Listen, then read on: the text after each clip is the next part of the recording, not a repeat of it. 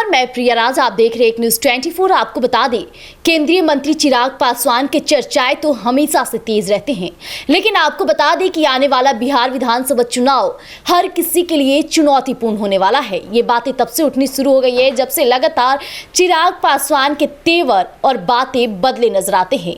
कभी चिराग पासवान एनडीए के समर्थन में चुनाव लड़ने की बातें करते हैं, तो कभी चिराग पासवान की तालमेल एनडीए के साथ मैच नहीं करती है।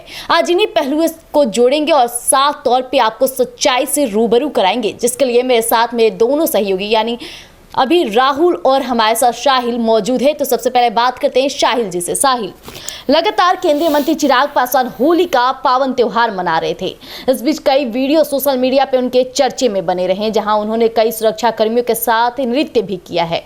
लेकिन अभी सवाल उठ रहा है कि जहां एनडीए के तालमेल के साथ चुनाव लड़ने की तैयारी चल रही है, इस बीच चिराग पासवान के पक्ष और तेवर दोनों बदले नजर आ रहे हैं। देखिए, बात है कि चिराग पासवान के अगर तेवर बदले नजर आ रहे हैं तो चिराग पासवान का कुछ इसी प्रकार से रहा है, क्योंकि भले ही चिराग पासवान बीजेपी के हनुमान कहे जाते हैं, लेकिन अब बहुत बार, पिछला बार ही देख लीजिए, चिराग पासवान और मांझी जी आपस में बयान को लेकर भिड़ गए थे। बिल्कुल। और चिराग पासवान के लिए जो है एक बड़ी बात है। देखिए, आपको बता दें कि कहीं ना कहीं इस बात पर भी चर्चाएं हो रही है कि एनडीए में जो है फूट पड़ गई है।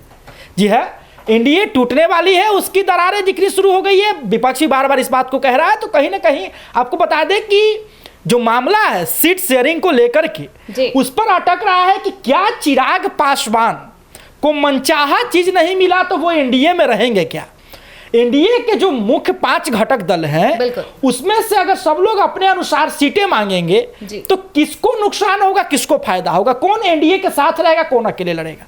अगर आप बात कर ले नीतीश कुमार की, नीतीश कुमार की पार्टी का बहुत नुकसान हुआ, वो 42 से 43 पर आकर के रुक गए। इस बार नीतीश कुमार की पार्टी जनता दल यूनाइटेड इस बात को चाहेगी कि हमको अधिक से अधिक सीटें मिले, ताकि वो अपनी पूरी तरह से ताकत जोरो आजमाइश कर सके और ज्यादा से ज्यादा सीटें करा सके। क्योंकि कहीं ना कहीं अगर सीटों की संख्या कम हुई, इस बार अगर 40 से भी सीटों की संख्या कम हुई, तो हो सकता है कि कुछ बड़ा फेरबदल हो, इधर से उधर टूट पड़े और किसी और के गठबंधन के साथ किसी और की सरकार बन जाए। बिल्कुल। आपको बता दें कि बीजेपी भी बड़ी पार्टी है, वो अपनी मांगेगी ही सीटें कि भाई अगर जेडीयू अगर 100 से ऊपर मांगे तो बीजेपी भी 100 से ऊपर मांगेगी सीटें। तो बात है कि जो चिराग पासवान कहते हैं कि हमको हर जिला में एक सीट दे दीजिए, 38 सीटों की मांग करते हैं। उधर जो है जीतनराम मांझी कहते हैं कि इस बार जो है हम अपना औकात दिखा देंगे, क्योंकि दिल्ली में जो है विधानसभा का चुनाव होता है, उनको पूछा नहीं जाता। झारखंड में विधानसभा का चुनाव होता है, उनको पूछा नहीं जाता। तो वो भी जो है कहीं ना कहीं तरह से कह सकते हैं घात लगाकर बैठे हुए हैं।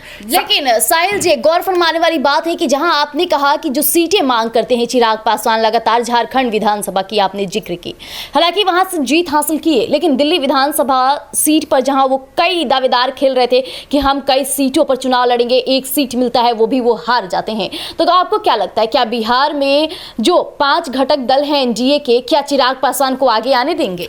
देखिए, यही तो बात है ना जी। बात यही है कि नीतीश कुमार की पार्टी जनता दल यूनाइटेड 100 से ऊपर सीटें मांगेगी, उसका हक भी है, 100 से ऊपर वो सीट मांगेगी। बीजेपी 100 से ऊपर सीट मांगेगी। तो क्या चिराग बाबू जो 38 सीट मांग रहे हैं, वो 38 को छोड़ करके 19 सीटों पर जाएंगे क्या? अगर चिराग जी को 19 सीटें दी जाती है तो बाकी राष्ट्रीय लोक मोर्चा है, उपेंद्र कुशवाहा। लेकिन पिछली आंकड़ा देखा जाए तो चिराग पासवान कहने को तो बहुत बड़ी बातें करते हैं कि हमें इतनी सीटें चाहिए, लेकिन जहां उन्हें एक भी सीट मिलती है तो वहीं सिमट कर रह जाते हैं। तो बिहार में क्या वो ऐसा नहीं कर सकते हैं? देखिए, बिहार में आप लोकसभा भी देख लीजिए, 5 सीटें दी गई लोक जनशक्ति पार्टी रामविलास को। 5 में से वो 5 सीटें जीत करके दी। बिल्कुल। बात अगर 2020 की जाए तो उस वक्त जो है रामविलास पासवान जी बीमार थे। सुशील मोदी ने इस बात को स्पष्ट तौर पे कहा था कि अगर रामविलास जी स्वस्थ होते तो हम जो है साथ रखते। उस वक्त बीजेपी का समर्थन प्राप्त था इनको, एलजेपीआर को, और चुनाव लड़े भी तो घाटा किसको पहुंचाए थे? जेडीयू को।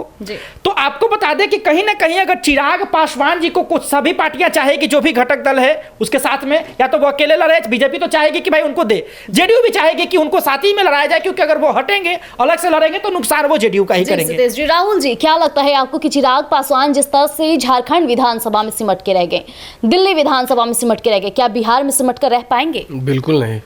पूछिए कैसे जी। दिल्ली विधानसभा झारखंड विधानसभा का वो नहीं है जी, लेकिन बिहार के क्षेत्रीय पार्टी है। बिल्कुल। यहाँ उनका गढ़ माना जाता है। चिराग पासवान भले ही झारखंड में एक सीट लेके कंप्रोमाइज कर लिए, दिल्ली में एक सीट लेके कंप्रोमाइज कर लिए, लेकिन वैसा बिहार में कतई नहीं होने देंगे। बिल्कुल।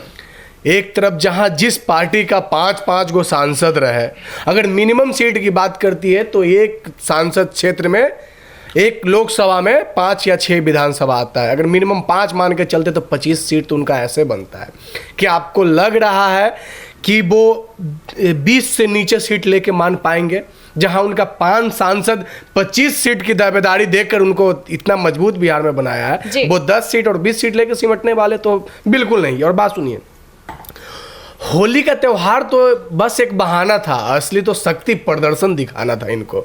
इन्होंने शक्ति प्रदर्शन विपक्ष वाले को नहीं दिखाया, अपने ही पक्ष के लोगों को दिखाया कि देखिए हमारे साथ बिहार में जो 7% दलित वोटर कहते हैं ना, 5% हमारे साथ है, और इस 5% में हमको मिनिमम 25 गो सीट मिलना चाहिए। मिनिमम की बात करते, उनका तो नारा स्पष्ट है, एक जिला एक सीट। अगर एक जिला एक सीट पे नहीं मानते हैं तो चिराग पासवान की ताकत बिहार में इतनी जरूर है मैडम कि वो 20 सीट से नीचे नहीं मानने वाले। हालांकि चिराग पासवान की पॉपुलैरिटी बिहार में खास करके है, और वो देखा जाए तो कहीं ना कहीं पशुपति पारस अभी वही खेला करने को तैयार है कि कहीं ना कहीं चिराग पासवान का वोट बैंक खींचकर अपने खेमे में डाल दिया जाए। लेकिन इसके बावजूद भी चिराग पासवान होली समारोह, मिलन समारोह करते हैं, और उसके बाद जो दलितों का जमावड़ा देखा जाता है, ये साफ तौर पर जाहिर करता है कि अभी भी चिराग पासवान उसी दबदबे के साथ डटे हुए हैं। देखिए, अगर दलित वोट बैंक की बात कहें तो ये तो एक साफ जाहिर सी बात है, और बिहार की जनता भी, बाकी तमाम मीडिया संस्थान भी जानती है कि दलित वोटर में अगर सबसे ज्यादा वोटर किसी के तरफ है तो दलित के नेता चिराग पासवान के बाद ही किसी का नंबर आता है। कहने को तो मांझी जी भी दलित के बड़े नेता कहते हैं, चिराग पासवान भी खुद को कहते रहते हैं, पशुपति पारस जी भी है। लेकिन हाँ, अगर पारस जी बिहार में अब एक्टिव मोड में नजर आ रहे हैं, वो तमाम जिला में जाकर अपने कार्यकर्ता और जिला अध्यक्षों के साथ बैठक कर रहे हैं कि उनको भी राजनीति का बिहार में करनी है, क्योंकि कुछ समय तक यही पशुपति पारस जी थे जो मोदी जी के साथ गठबंधन में थे, और एक समय था कि इन्होंने भी ब्रैकेट में लगा लिया था मोदी का परिवार। लालू यादव जी ने बयान दिया। लेकिन अब देखिए, अब बिहार की जो प्रेजेंट मौजूदा हालत है उस पर बात करिए तो 7% जो दलित वोट बैंक है उसमें अब डिवाइड होना तय माना जा रहा है, और तय ऐसे माना जा रहा है कि मांझी जी भी अपने आप को मजबूत कर रहे हैं। उन्होंने तो साफ चेतावनी दे दिया कि हमारा औकात नहीं समझा गया, फरियाने की बातें तक फरियालें कि हम बिहार में अपना औकात दिखाना चाहते हैं। तो जो आदमी औकात दिखाना चाहता है वो 5 गो सीट मिलकर औकात दिखाएगा नहीं, कतई नहीं दिखाएगा।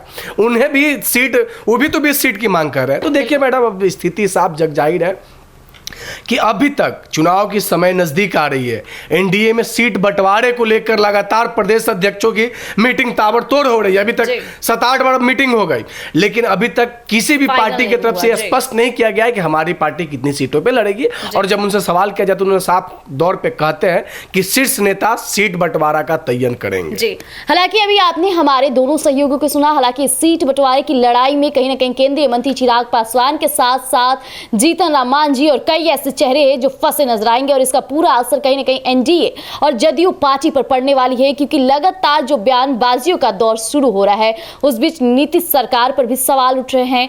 चिराग पासवान की पॉपुलैरिटी की बात आ जाती है तो जीतन राम मांझी की बयानों की बात आ जाती है। अब ये 3 चेहरे काफी खास रहने वाले हैं। आने वाले बिहार विधानसभा चुनाव में देखना काफी दिलचस्प रहने वाला है।